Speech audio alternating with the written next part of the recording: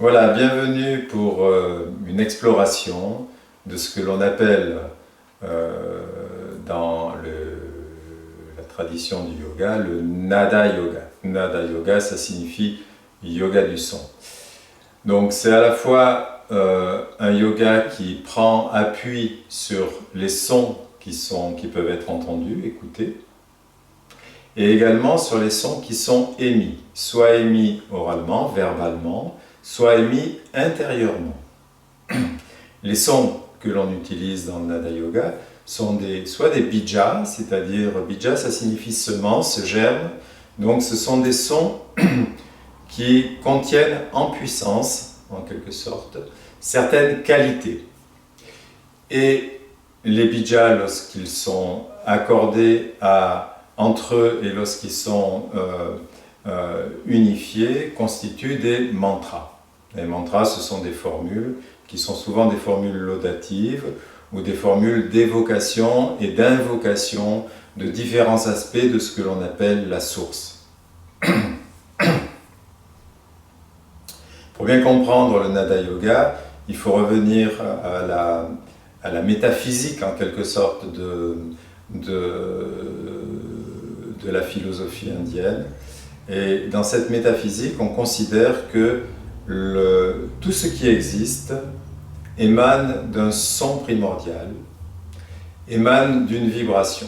Si vous voulez, dans la tradition du yoga, la vibration, l'onde, est le phénomène originel qui génère, qui engendre la réalité. Donc tout ce qui existe, tout ce que nous voyons, est en quelque sorte animé par un champ d'énergie et un champ de vibration bien spécifique. Mon corps, votre corps, les objets, tout cela est constitué sur le plan subtil par un état vibratoire, un état énergétique, un état vibratoire, ondulatoire spécifique. Donc, comme l'univers tout entier n'est qu'un réseau infini, un tissu d'ondes, lorsque nous-mêmes nous émettons des sons, nous produisons des ondes, et donc nous allons d'une façon ou d'une autre changer, transformer notre propre condition vibratoire. Changer notre condition vibratoire, c'est fondamentalement changer notre condition énergétique, notre condition dynamique, notre condition, la puissance de la vie qui circule en nous, et c'est ainsi modifier la conscience que nous avons de la réalité. C'est commencer à explorer des champs de réalité très différents, qu'on appelle des champs plus unifiés ou des champs expansés de la conscience. On peut dire même que tous les mantras sont autant de façons de nous mettre en résonance avec des champs accrus, suprapersonnels en quelque sorte, de l'énergie et de la conscience. Donc, dès que nous travaillons avec les sons, nous travaillons sur l'énergie interne qui nous constitue, la vibration interne qui nous constitue, et ainsi, nous agissons profondément sur le niveau de conscience qui est le nôtre au moment où nous chantons. Voilà, ça c'est pour la dimension métaphysique. Et il y a une petite histoire que je veux partager avec vous avant de commencer l'exploration directe, ce qui est plutôt inspiré par la mythologie. Et on dit qu'au début de l'humanité, lorsque c'était l'âge d'or de l'humanité, les humains et les dieux, les déesses et les dieux vivaient ensemble. Ils vivaient en parfaite harmonie. Et ils partageaient ensemble une langue unique qui avait un pouvoir presque infini. Cette langue, c'était la langue des dieux. Puis, sur Terre, les choses ont commencé à se dégrader. Les humains ont commencé à se comporter d'une façon moins intègre. Et au bout d'un moment, les déesses et les dieux en ont eu assez de vivre avec nous, et donc ils se sont retirés dans l'Empyrée, dans le ciel. Ils sont repartis. Ils sont repartis dans leur propre domaine, nous laissant seuls. Et c'est depuis ce moment-là que de multiples langages sont apparus sur Terre, que notre parole a perdu de son pouvoir, et que beaucoup de confusion vient dans la parole. Vous savez, la polémique. C'est tellement difficile de mettre d'accord plusieurs personnes qui discutent ensemble. On le voit à tous les niveaux. Mais dans leur compassion, les déesses et les dieux nous ont laissé quelques bribes de cette langue première, de cette langue parfaite qui était la langue des dieux. Et ces bribes de ce langage originel sont les mantras. Et donc, lorsque nous travaillons avec des mantras, en quelque sorte, nous nous relions à un verbe beaucoup plus pur, originel, et à travers ce verbe, nous nous relions à un état de plus grande unification de notre attention, de notre conscience. Voilà, donc il y a de multiples mantras, beaucoup de mantras sont hérités de la tradition védique, les Védas sont les premiers grands textes métapoétiques en quelque sorte de l'humanité, et on trouve des mantras aussi dans les tantras, de multiples mantras qui correspondent à de multiples façons d'invoquer différents aspects du divin, différents aspects de l'esprit, différents aspects de la source, soit sous sa forme féminine, Shakti, en tant que puissance, soit sous sa forme masculine, en tant que Shiva, lumière consciente. Donc ce que je vous propose là d'explorer pendant un petit quart d'heure, c'est 3 mantras. Un mantra qui est le mantra du corps subtil, c'est-à-dire que la tradition tantrique a codifié en quelque sorte une cartographie subtile de l'être humain,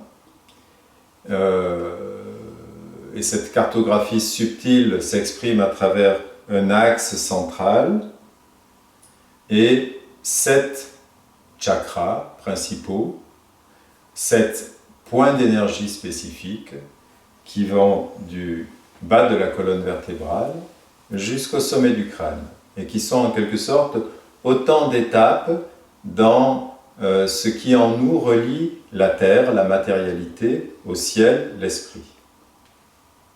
Donc nous avons 7 centres principaux et à ces 7 centres principaux, ces 7 chakras sont accordés 7 bija mantras, c'est-à-dire 7 sons principaux. Donc nous allons, le premier mantra, nous allons faire vibrer ces sons sur les différents points d'énergie, sur les points d'énergie correspondants. Alors, parmi les 7 chakras, vous avez la base, la région du périnée, qui correspond justement à notre dimension la plus matérielle. Le bija mantra, c'est le son LAM.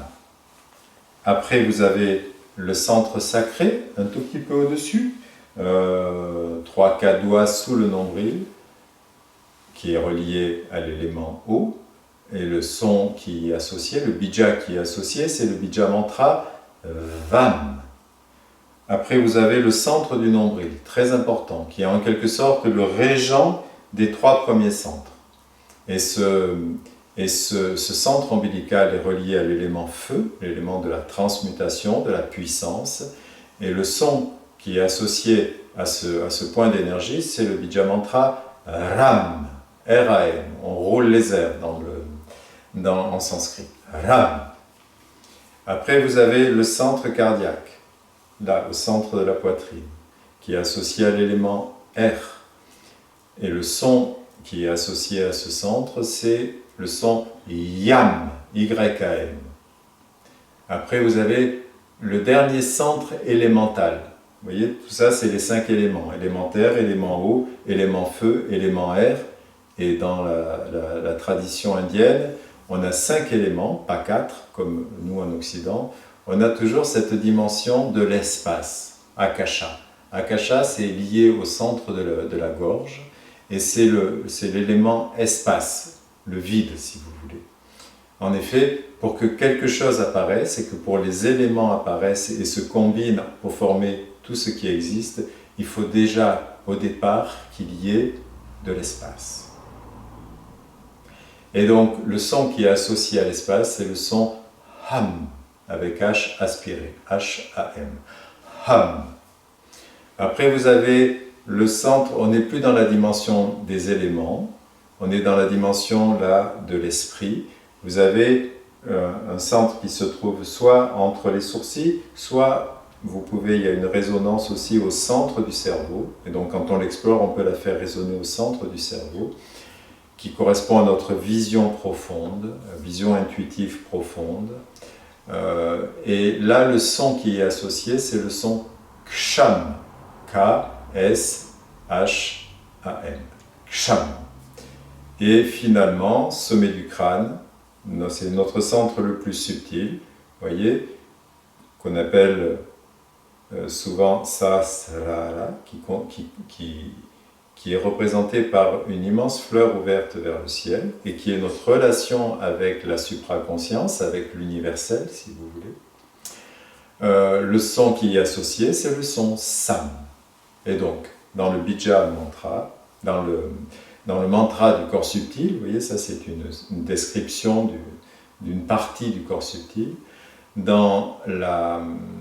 Lorsque nous énonçons le mantra du corps subtil, nous faisons résonner les différents sons sur les points d'énergie correspondants.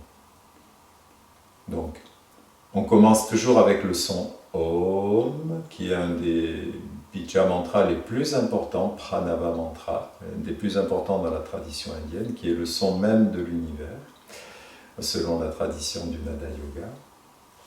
Et après, on fait résonner les sons sur les différents points d'énergie. Donc, d'abord le son Om, et après, sur une seule expiration, Lam, Vam, Ram, Yam, Ham, Ksham, Sam. On va chanter ce mantra du corps subtil 4 fois.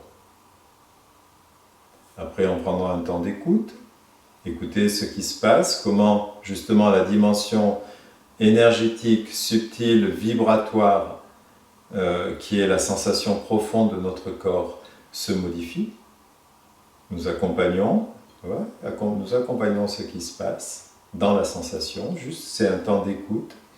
Et après on va chanter un chant d'auto-guérison qui est le mantra à Chamundaye. Ce mantra c'est Om, Aim, Rim, Chamundaye Viche Namaha.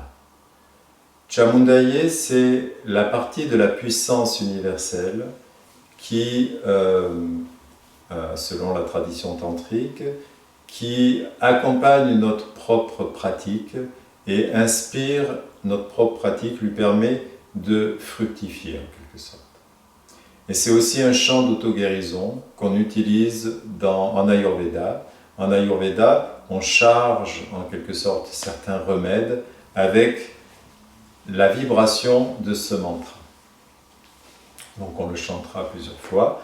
Om, Aim, Rim, Chamundaye Viche Nama. Om, Aim, Rim, Krim, Chamundaye Viche Nama. Et pour finir, on chantera un mantra qui est très connu en Inde, qui est le mantra à Savitri, qui est une invocation à l'aurore spirituelle. C'est une façon de, quand vous chantez ce mantra, c'est une façon de évoquer l'aurore spirituelle en vous et en tous les êtres vivants. Donc ce mantra c'est Om Bhur Bhuva Sva Tat Savitur Varenyam Bhargo Devasya Dhimahi Diyo Yona Prachodayat. Om Bhur Bhuva Svaha, on fait une invocation Om, terre, monde intermédiaire, ciel. que la lumière de Savitri puisse s'épanouir en moi et en tous les êtres. Savitri, l'aurore spirituelle. Donc que l'aurore spirituelle se lève en chaque être humain. Voilà, et on terminera avec le son Hum. Pour commencer, donc là maintenant nous allons passer, je ne donnerai plus d'indications. Je vous ai donné les indications au départ, donc maintenant on rentre dans l'expérience vivante. Donc on va commencer avec le son M murmuré plusieurs fois, après avec le son A, qui est la première lettre de l'alphabet, et qui va donner du pouvoir en quelque sorte, qui va féconder la matrice sonore, la matrice phonématique que nous allons créer à travers tous ces mantras. Après on chantera le son Gam. Le son Gam est un son auspicieux. C'est lié à cette divinité qu'en Inde on appelle Ganesh, le dieu à tête d'éléphant, et qui représente la connaissance. Et donc toute la dimension auspicieuse de l'univers, nous l'invoquons de façon à ce que nos mantras puissent fleurir. Et on finit avec le son Hum, H-U-M, qui est un son de clarification, et le son Ham, dernière lettre de l'alphabet. Vous voyez, on commence avec la première lettre de l'alphabet, A, on finit avec la dernière lettre de l'alphabet, Ham. Et A, Ham, c'est un des plus grands mantras qui soit en Inde, qui signifie « je suis ». Je suis. Et vous voyez, ça nous renvoie à cette évidence-là que tout apparaît toujours, l'univers tout entier, à travers toutes ces dimensions, apparaît toujours au sein de notre propre conscience profonde. Aham, je suis. Voilà, quand vous chantez, n'hésitez, vous pouvez juste écouter les sons, vous laisser baigner, prendre un bain de son, c'est déjà beaucoup. Mais vous pouvez aussi participer, chanter avec moi, c'est une très bonne chose. Si vous chantez, chantez à partir du ventre. Voilà, la caisse de résonance, c'est le ventre. N'essayez pas de chanter, de faire des sons de gorge. Chantez à partir du ventre et faites participer la totalité de votre sensibilité et de votre conscience corporelle. Chantez avec tout votre corps. Reliez-vous non pas à bien chanter, on n'est pas là pour bien chanter, c'est pas un concours, il n'y a pas de prix à la fin, donc nous sommes là pour écouter la résonance vibratoire des sons dans notre propre sensibilité. Voilà, donc c'est important de toujours avoir cet axe bien droit. Vous voyez, donc mettez-vous assis d'une façon à être vraiment à l'aise. Si vous n'êtes pas bien assis dans cette position, mettez-vous sur une chaise. Évitez de vous adosser. Essayez juste d'avoir, vous voyez, une belle verticalité, de façon à ce que cet axe qui va du bassin jusqu'au sommet du crâne soit bien ouvert. Voilà, prenez le temps de respirer. Laissez le visage s'ouvrir, tout ça n'est pas sérieux. Et détendez-vous. Recueillez-vous, détendez-vous. On va commencer avec le son M. Vous savez, c'est le son que nous faisons lorsque quelque chose est bon. Donc, nous chantons pour la joie. Nous chantons pour célébrer la réalité. Nous chantons pour nous mettre en résonance avec le chant universel. Ça, c'est notre attitude intérieure. Donc on prend une profonde inspiration, en faisant partir le souffle, on évoque le M murmuré qui monte du bassin vers le sommet du crâne.